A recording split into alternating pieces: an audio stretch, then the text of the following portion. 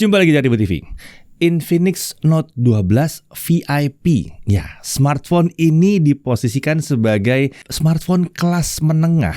Tapi yang menarik, dia hadir dengan beberapa fitur yang bahkan di smartphone kelas atas pun masih belum banyak dijumpai. Salah satunya adalah charging 120 watt. Oke, mari langsung aja kita bahas smartphone unik yang satu ini. Ya, Infinix Note 12 VIP ini diklaim Infinix sebagai smartphone tertipis yang dibekali dengan teknologi 120 watt hypercharge. Teknologi ini disebut Infinix bisa mengisi ulang daya baterai hingga penuh hanya dalam 17 menit. Namun pastinya bukan cuma sekedar charging super kencang yang ditawarkan oleh smartphone Infinix Note 12 series yang satu ini ya, yang terbaik ini. Tapi sebelum kita bahas yang lain-lainnya, kita bahas dulu isi paket penjualannya. Tentunya di dalam paket penjualan ada unit Infinix Note 12 VIP. Lalu ada chargernya. Iya, ada chargernya dong, 120 watt hypercharge. Kemudian ada kabel USB Type-C, ada case-nya juga, lalu ada tempered glass untuk screen protector. Sayangnya memang ini belum terpasang, jadi kita harus pasang sendiri ya. Lalu ada SIM tray ejector, paket dokumen, dan bundling perdana smartphone. Paket penjualan seperti ini bisa dikatakan khas Infinix ya, masih lengkap, bahkan datang dengan charger yang super kencang. Walaupun ya screen protectornya masih harus dipasang sendiri, tapi ini udah tempered glass. Ini bukan protective film yang biasa. Oke, kita beralih ke desain. Smartphone ini disebut Infinix tampil stylish dengan gaya yang elegan tapi kesannya adalah canggih. Bodinya terbuat dari aerospace grade fiberglass yang tipis tapi tetap kokoh serta menghadirkan kesan premium saat dipegang. Permukaan di sisi belakangnya itu flat dengan tekstur frosted yang membuatnya tidak terasa licin tapi cukup lembut. Area kamera utama dikelilingi frame yang besar dengan lebar hampir selebar bodi smartphone. Area ini sedikit menonjol dari permukaan sisi belakang smartphone dan tidak menggunakan tekstur frosted. Terlihat clear dan glossy di sini. Dan tentunya ada logo VIP di kanan bawah area ini. Smartphone ini hadir dengan dua opsi warna, Cayenne Grey dan Force Black. Yang kita pakai ini yang Force Black ya. Sementara untuk frame dia pakai desain flat dari bahan polikarbonat. Ya, ini desainnya yang banyak digunakan oleh banyak smartphone kelas menengah akhir-akhir ini. Sepertinya cukup disukai ya. Nah, untuk ukurannya dimensinya adalah 163,5 x 76,7 x 7,89 mm dengan bobot 198 gram. Jadi cukup tipis dan tidak terlalu berat-berat banget ya. Di sisi kanan kita lihat ada tombol power sekaligus fingerprint scanner. Lalu ada tombol volume up and down. Di atas ada mikrofon dan ada speaker. Di kiri ada SIM tray. Ini non-hybrid ya. Jadi bisa 2 nano SIM plus 1 micro SD. 2 nano SIM dipasang ke salah satu sisi tray, sementara micro SD itu ada di sisi baliknya. Agak beda sama yang lain ya.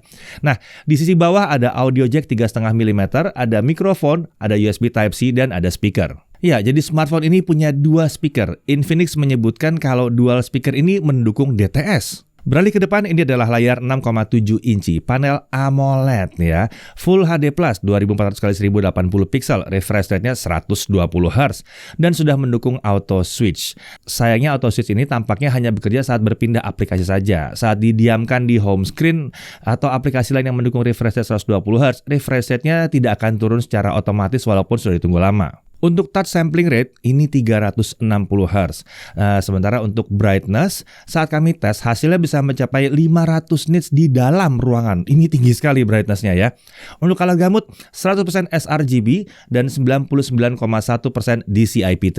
Untuk color depth-nya adalah 10 bit. Layar smartphone ini bisa menampilkan 1,07 miliar warna. Luar biasa, ini smartphone apa ini? Untuk bezel di sekitar layar terbilang cukup tipis, tapi memang bukan yang super tipis banget gitu ya. Bezel bawah layar itu disebutkan hanya 3,1 mm, membuatnya terlihat cukup berimbang dengan bezel atas layar ya. Jadi nggak terlalu tebal kelihatannya di sini. Kemudian di sini kita lihat ada kamera selfie. Ini adalah kamera 16 megapiksel fixed focus dan perekaman videonya bisa sampai 2K30 atau 2K 30 fps 2560 x 1440 pixel. Nah, ini bagus banget ini ya. Tinggi ya resolusinya. Kemudian ada earpiece di bezel atas layar. Selain itu, di area kanan earpiece juga ada dual LED flash untuk kamera selfie. Ini Infinix banget. Di sisi belakang ada kamera utama yang namanya Cinemagic Triple Camera ya. 108 megapiksel Cinemagic Camera f1.75 dengan laser autofocus. Lalu ada 13 megapiksel ultra wide angle camera f2.2. Lalu ada 2 megapiksel depth camera f2.4 dan ada quad rear LED flash. Perekaman videonya lagi-lagi 2K 30 fps. Untuk slow motion sampai dengan 720p 120 fps atau 240 fps. Fitur-fiturnya wah, ini lumayan lengkap ya. Short video, video beauty dan macam-macam lagi. Ada banyak di sini. Untuk spesifikasi internalnya, dia pakai chipset Helio G96. Ya, smartphone ini menggunakan SoC yang sama dengan Infinix Note 12 dan beberapa smartphone lain dari keluarga Infinix Note 11 series. Sebagai catatan, ini adalah sebuah SoC yang sebenarnya kenceng loh. Kita udah beberapa kali uji ya, nanti kita lihat lagi kalau yang di sini kencengnya seberapa. Oke, lanjut. RAM-nya 8GB LPDDR4X dengan storage internal 256GB UFS 2.2. RAM-nya ini mendukung extended RAM hingga plus 5GB dan dia juga mendukung penggunaan microSD sampai dengan 2TB. Wah, niat banget nih. Saat pertama kali dinyalakan, storage internal sudah terpakai sekitar 22GB. Ini terbilang wajar. Untuk sistem pendingin, Infinix menggunakan 9 layer graphene cooling system dengan vapor chamber liquid cooling sebagai intinya atau core-nya. Ini diharapkan bisa menjaga kestabilan performa dari si smartphone ini. Untuk baterai 4500 mAh dual cell baterai. Jadi 2 kali 2250 mAh. Ini mendukung 120 watt hypercharge dengan dual charge pump. Disebut bisa mengisi baterai hingga penuh dalam 17 menit aja. Nah, dia memiliki 103 fitur proteksi untuk pengisian daya. Ini mencakup proteksi di dalam smartphone, di charger, di jalur yang digunakan dalam proses pengisian daya, serta proteksi sisi sistem operasi juga. Tentunya, sistem pengisian daya ini juga sudah mendapatkan sertifikasi TÜV Rheinland Safe Fast Charge. Jadi, aman harusnya nih ya. Untuk OS, dia pakai XOS 10.6 dengan basis Android 12. Di dalamnya tentunya ada Darling 2.0 Ultimate Game Booster. Fitur ini disebut Infinix membantu optimasi game dengan memanfaatkan dukungan AI. Ada fitur Always On Display di sini. Ya, walaupun tidak selalu tampil terus-terusan, tapi saat layar disentuh atau smartphone-nya diangkat, Always On Display ini akan otomatis tampil kurang lebih selama 10 detik. Pengaturan brightness di OS yang satu ini terbilang sayangnya tidak linear ya. Terlihat kalau brightness layar itu hanya berubah sedikit aja dari 0 sampai 70%. Dan dari 70 ke 100% itu tiba-tiba lompat gitu ya. Ini membuat kadang-kadang pengaturan brightness jadi agak susah memang. Tapi ya bukan tidak mungkin ya. Nah, untuk iklan, pasti banyak yang nanya ya, iklan gimana? Ini terbilang cukup minim di XOS 10.6 ini. Hanya ada notifikasi dari aplikasi Palm Store dan CarCare saja yang sering muncul. Hanya saja sayangnya kami menjumpai notifikasi dari kedua aplikasi ini muncul saat kami tengah lagi main game. Sayangnya gitu. Untungnya notifikasi dari dua aplikasi tersebut bisa dimatikan aja dengan mudah. Jadi ya sedikit ada pengaturan ekstra lah ya. Nggak terlalu susah kok. Nah, untuk haptic feedback dia menggunakan dual axis motor. Getaran yang dihasilkan bisa dibilang cukup kuat dan presisi. Mirip-mirip kayak smartphone kelas atas. Ya ajaib ya. Fitur-fiturnya ini udah lengkap bener nih sebetulnya nih. Ada menu konfigurasi yang bisa digunakan untuk mengatur kekuatan dari haptic feedback yang dihasilkan juga nih. Untuk sensor ada accelerometer, ada gyro, ada proximity sensor, light sensor, dan lain-lain. Lengkap juga sensor di sini. Fitur keamanannya ada side fingerprint dan ada face unlock. Untuk konektivitas, ya karena chipsetnya tentunya dia terbatas sampai ke 4G aja. Ya 2G, 3G, 4G ya. Ya untungnya 4G itu masih lama umurnya. Ya masih ya beberapa tahun lagi, mungkin sampai 4 tahun lagi juga masih ada 4G. Karena 5G yang sekarang juga sangat bergantung pada adanya 4G. Untuk Wi-Fi, dia punya Wi-Fi 5. Bluetooth ada tentunya, USB OTG ada, dan NFC tentunya ada juga di sini. Nah, kita masuk ke pengujian performa ya. Untuk benchmark Antutu 8 di kisaran 298 ribuan. Antutu 9 di kisaran 353 ribuan. Nah, untuk Helio G96 ini Antutu yang kencang banget. Luar biasa nih ya. Nah, lalu beralih ke Geekbench 5, single core 509 dengan multicore 1774. Nah, kita lanjut ke CPU throttle test. Setelah pengujian selama 30 menit, terlihat kalau performanya bisa dipertahankan di 91%. Kami coba ngulang-ngulang terus, ya emang kurang lebih ada di kisaran 90% tanpa fan grip, tanpa kipas tambahan sama sekali. Mantap bener ini. Kemudian 3D Mark Slingshot Extreme ya. Grafik skornya ada di 2341. 3D Mark Wildlife Stress Test, best score di 1203 dengan lowest score di 1196. Jadi konsistensinya ada di 99,4%. Mirip seperti stress test untuk CPU, stress test GPU juga menunjukkan bahwa konsistensinya tinggi. Kayaknya cooling sistemnya emang mantep nih ya. Beralih ke GFX Bench T-Rex offscreen 1080p, dia bisa dapat 64 fps, sementara untuk Manhattan 3.1 offscreen 1080p, 25 fps. Oke, sekarang kita masuk ke gaming. PUBG Mobile, sayangnya setting dengan frame rate tertinggi yang terbuka itu hanya Smooth Ultra dan Balance Ultra. Keduanya dipastikan terlalu ringan, bahkan untuk kelas G96 ya. Jadi saat kita coba ya frame rate-nya ya rata di 40 fps, karena Ultra emang cuma kelimit di 40 fps aja. Oh, kalau kalian nanya soal gyronya gimana? Nah, gyronya ini lancar dan akurat di sini. Enak banget, hardware base soalnya. Oke, lanjut. Apex Legends sama dengan PUBG Mobile, di game ini setting tertingginya hanya di 40 fps. Kita coba main 2 match berturut-turut dengan setting HD dan hasilnya frame rate cukup rata di 40 fps. Cukup stabil, sekalipun tengah ada aksi adu tembak-tembakan yang rame ya, tetap stabil. Hampir tidak ada penurunan frame rate yang terasa mengganggu. Game ini bisa dinikmati dengan mulus dan lancar nih ya. Untuk Mobile Legends, wah ini nih, settingan frame rate-nya itu sampai 120 fps terbuka. Namun, untuk kualitas tampilan yang terbuka hanya sampai high aja. Kita coba mainkan 4 match berturut-turut dengan game dengan setting HD high ya. Dan hasilnya kami mendapatkan frame rate di kisaran 90 sampai 108 fps. Emang sih belum nyampe 120 fps, tapi seenggaknya udah smooth di atas 60 fps dan stabil tanpa ada penurunan frame rate yang drastis yang mengganggu. Sayangnya setting frame rate 90 fps terkunci di sini. Padahal kayaknya kalau taruh di 90 tuh enak tuh, bisa rata 90 terus gitu ya. Oke, lanjut ke Modern Warship. Kami menggunakan setting medium dan hasilnya di awal battle saat sepi ya, frame rate-nya di 85 sampai 90 fps. Tapi saat udah mulai rame, frame rate-nya perlahan turun ke kisaran 50 sampai 60 fps. Ini masih terbilang sangat nyaman sekali untuk game yang satu ini. Oh ya, masih ingat ini pakai G96 aja, bisa kayak gitu ya. Mantap. Kemudian Genshin Impact. Tentu saja setting yang kita pakai adalah lowest 60 fps. Pada saat kita menjelajahi map, frame rate-nya di kisaran 40 sampai 54 fps. Sesekali bisa sedikit turun di bawah 40 fps.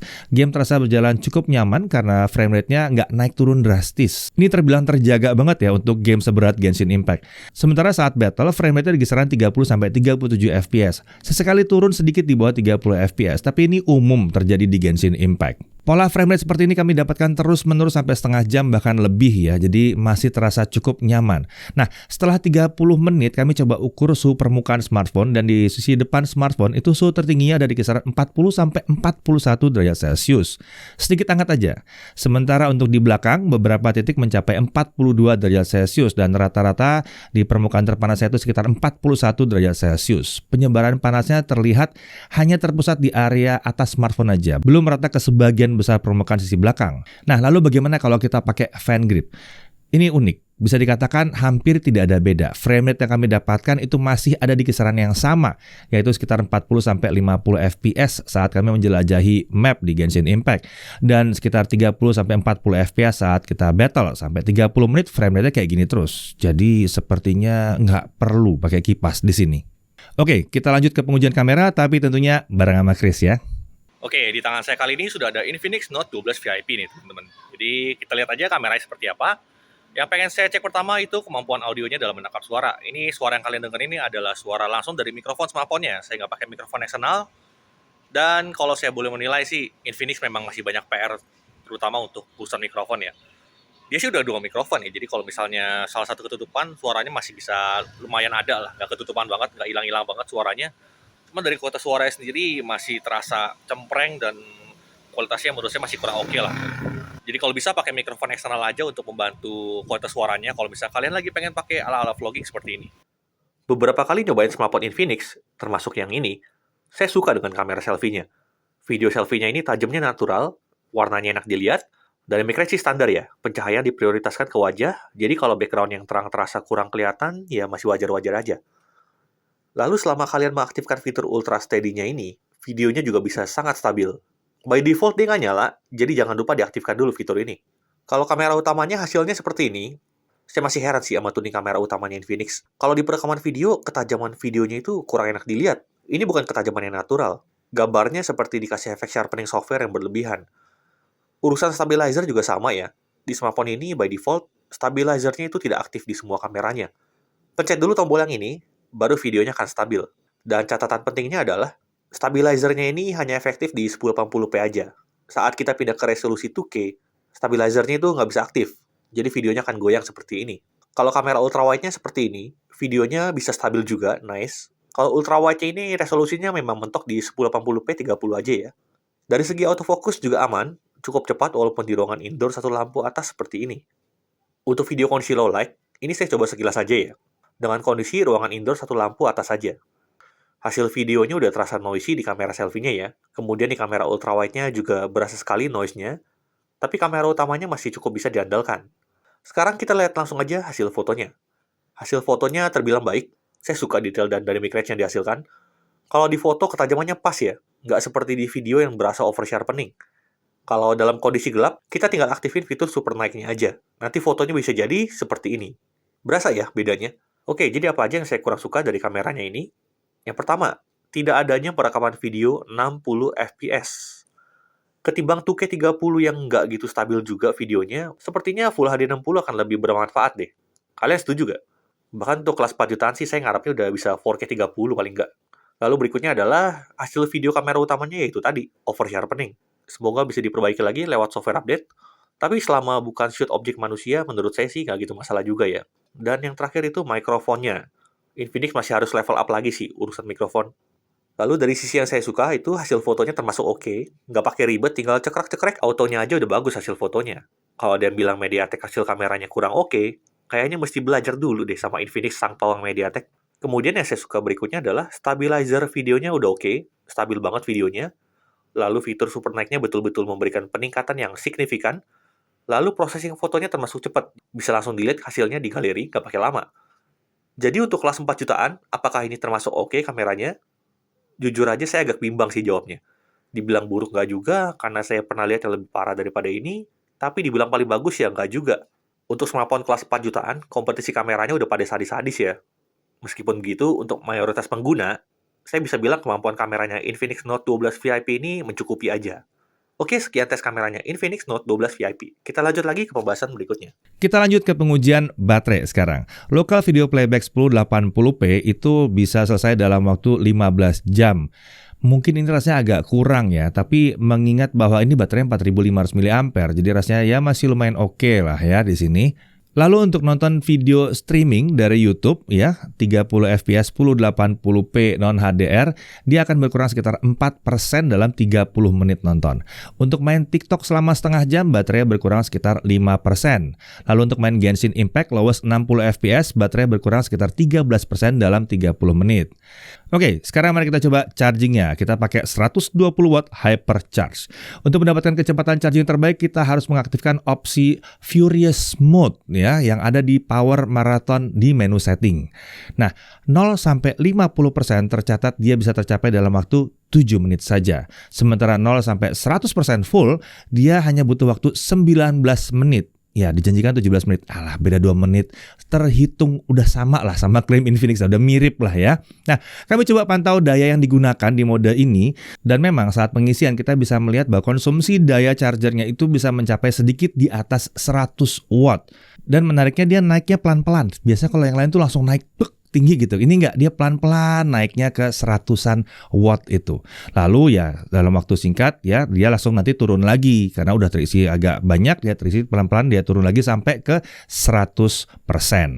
Oke, kita lanjut lagi ya. Untuk Netflix, sayangnya ini hanya widefine L3, jadi resolusinya masih SD aja. Untuk kualitas yang lebih baik, untuk Netflix kayaknya download dulu aja yang kualitas paling tinggi baru ditonton ya. Kalau untuk streaming kayaknya dikasih cuma SD aja. Untuk YouTube, dia mendukung streaming sampai dengan QHD atau 1440p 60 fps. Sayangnya emang dukungan HDR belum tersedia di sini. Sementara itu untuk Wi-Fi sharing ini tersedia pakai menu personal hotspot. Untuk harga, yang 8256 ini, nah pada saat kami terima, kami belum lihat harganya. Jadi cek aja di kolom deskripsi. Kita taruh detailnya di dalam kolom deskripsi ya. Nah, untuk garansi smartphone dari Infinix ini ditangani oleh CarCare Service Center. CarCare Service Center ini ada 130 lokasi di seluruh Indonesia, di Jawa, Sumatera, Kalimantan, dan lain sebagainya. Jadi ya banyak yang nanya tuh ya, ada di mana? Banyak kok ternyata tersebar di Indonesia. Lokasi service centernya pun mudah dicari melalui website resmi calcare.com atau aplikasi CarCare di smartphone. Lalu ada juga yang namanya CarCare Flagship Service Center untuk yang tinggal di daerah Jakarta dan sekitarnya. Ini menawarkan layanan perbaikan cepat 1 jam untuk masalah teknis ringan dan maksimum 72 jam untuk yang lebih kompleks. Lokasinya yang ini ada di ITC Kuningan, Jakarta, dan di sini juga kalian bisa mendapatkan layanan premium dan value added service yang menjamin kelancaran penggunaan perangkat elektronik Infinix termasuk smartphone yang satu ini. Nah, hal yang perlu diperhatikan. Pertama, dia memang masih pakai Helio G96. Di kelasnya memang banyak yang menawarkan SoC yang lebih tinggi atau bahkan yang 5G. Tapi Helio G96 di sini juga performance-nya sebetulnya nggak kalah sih. Apalagi ini untuk Helio G96 salah satu yang paling kencang, kalau bukan yang paling kencang ini ya. Nah, kemudian daya tahan baterainya memang mungkin karena performance-nya agak dilepas dengan layar 120 Hz, memang belum sebaik yang diharapkan dari smartphone di kelas harganya. Kemudian untuk kamera, dia belum menawarkan perekaman video 1080p 60 fps. Ya, itu akan mungkin dicari buat yang suka main Instagram ya. Dan ada beberapa aspek di XOS 10.6 yang harusnya bisa dioptimalkan lagi untuk kenyamanan penggunaan smartphone ini, seperti slider pengaturan brightness tadi. App drawer juga tidak bisa ditutup dengan slide ke atas, serta tidak bisa beralih dari menu drop down notifikasi ke control center dengan swipe kiri atau kanan. Tapi tentunya ya kalau udah dipakai sih, kalau jadi kebiasaan nanti akan terbiasa sendiri dengan yang satu ini ya. Nah, kemudian untuk refresh rate itu juga sayangnya masih belum begitu adaptif ya. Dia cuma switching antar aplikasi aja. Dan beberapa aplikasi bawaan itu bisa menampilkan notifikasi yang kadang-kadang bisa mengganggu. Walaupun tentunya tinggal pilih aja mana aplikasinya, dimati notifikasinya, beres. Dari sisi kelebihannya, ya seperti kita bahas tadi, Helio G96-nya ini kencang dan stabil. Ini barang langka sih sebetulnya ya. Chargingnya juga kencang banget dengan 120 hypercharge. Baterai bisa keisi penuh dalam waktu singkat di bawah 20 menit. Layar AMOLED itu juga tampilan terbilang baik, khas AMOLED, dan color gamutnya juga mendekati 100% DCI P3. Refresh rate 120 Hz di layar dan beberapa game juga udah support bahkan 120 Hz ini. Jadi bisa jalan di atas 60 fps. Dia menawarkan storage yang besar, 256 GB. Agak jarang di kelas ini yang nawarin 256 GB ya. Perekaman videonya nggak cuma 1080p 30 tapi bisa sampai 2K ya. Sedikit lebih tinggi daripada pesaing-pesaingnya ya. Beberapa pesaingnya itu cuma 1080p 30 juga. Sementara untuk kualitas hasil foto dan video sesuai yang dibilang sama Chris ya. Dan ya, dia masih punya audio jack. Lalu dua speaker yang diusung ini suaranya juga cukup berimbang dan kualitas suaranya juga cukup oke di sini. Konektivitasnya relatif lengkap dan tersedia juga NFC di sini. Desainnya elegan dan dibandingkan dengan Infinix Note 12 memang satu ini terkesan mewah nih ya. Konsep VIP-nya nih memang kelihatan terasa di sini. SIM tray-nya juga non-hybrid, jadi bisa 2 SIM plus 1 micro SD ya. Kalau storage 256 GB masih kurang, masih bisa nambah micro SD 2 TB. Luar biasa. Paket penjualan juga terbilang lengkap ya, bahkan charger super kencengnya masih ada di situ ya, chargernya masih ada di situ ya, dan menggunakan OS berbasis Android 12. Ya, Infinix Note 12 VIP ini emang terbilang unik karena kombinasi dari berbagai hal yang ditawarkannya memang sulit dijumpai di smartphone kelas menengah. Satu saja yang agak kurang ya mungkin ya, ini belum 5G. Tapi ya memang seperti dibilang tadi, 4G juga masih panjang kok umurnya. Nah, kalau memang berbagai aspek menarik yang ada di smartphone ini, dari storage besar, layar AMOLED, kamera yang mumpuni, charging yang super kenceng, ngetik yang juga enak, itu adalah yang kalian cari dan memang tidak ada masalah dengan belum adanya 5G di sini, ini sebetulnya adalah salah satu smartphone yang mungkin layak untuk dipertimbangkan. Saya Deddy Irfan, Jaga TV TV.